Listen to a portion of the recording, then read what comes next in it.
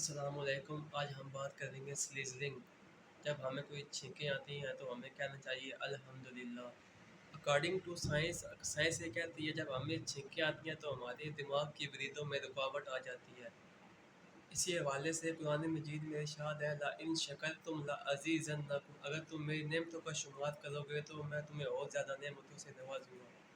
जब हमें छींकें आती हैं तो हमारे दिमाग से बैक्टीरिया निकल जाता है।